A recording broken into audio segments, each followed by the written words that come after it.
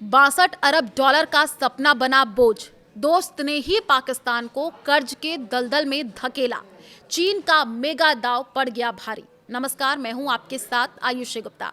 एक रिपोर्ट में यह कहा गया कि चीन पाकिस्तान आर्थिक गलियारा सीपीसी, जिसे करीब एक दशक तक पाकिस्तान की अर्थव्यवस्था के लिए गेम चेंजर के रूप में प्रचारित किया जा रहा था, अब एक ऐसी परियोजना बन करके रह गया जिसमें अधूरा बुनियादी ढांचा, बढ़ता कर्ज, रुके हुए औद्योगिक क्षेत्र और दोनों देशों के बीच बढ़ती निराशा दिखाई दे रही है।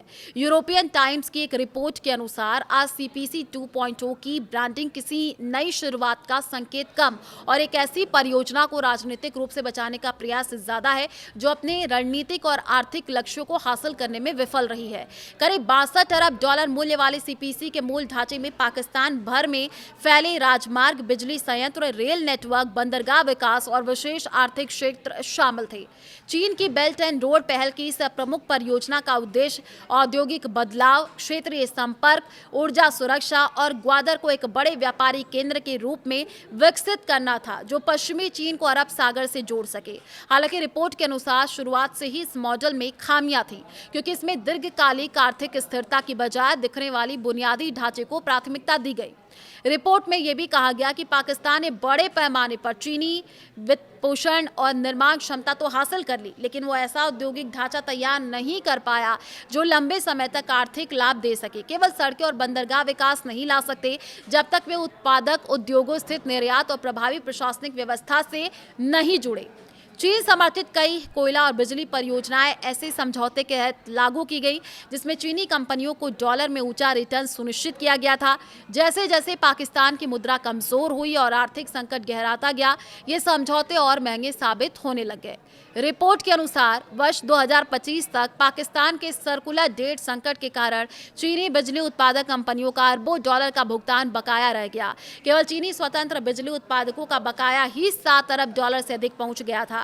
पाकिस्तान के बिजली क्षेत्र की संरचनात्मक समस्याओं को हल करने के बजाय सीपीसी ने पहले से कमजोर व्यवस्था पर वित्तीय बोझ और बढ़ा दिया।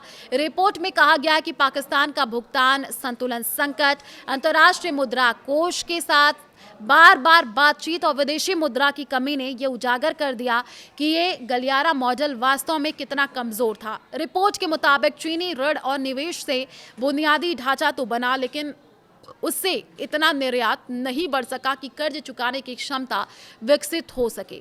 निर्माण और आर्थिक उत्पादकता के बीच यही अंतर सीपीसी की सबसे बड़ी समस्या बन गया। रिपोर्ट में ग्वादर बंदरगाह की विफलता को भी प्रमुख कारण बताया गया है। मूल योजना के तहत ग्वादर को दुबई या सिंगापुर की तरह वैश्विक व्यापार का बड़ा केंद्र बनाना था, लेकिन ये लक्ष्य पूरा नहीं हो सका। साथ ही रिपोर्ट में यह भी कहा गया कि बलूचिस्तान के विद्रोही समूह गलियारों को स्थानीय लोगों को वास्तविक आर्थिक लाभ दिए बिना बाहरी संसाधन दोहन की परियोजना के रूप में देखते हैं। यही कारण है कि क्षेत्र में विरोध और सुरक्षा चुनौतियां लगातार बढ़ती जा रही हैं। सीपीसी के आसपास की सुरक्षा स्थिति में तेजी से गिरावट आई है।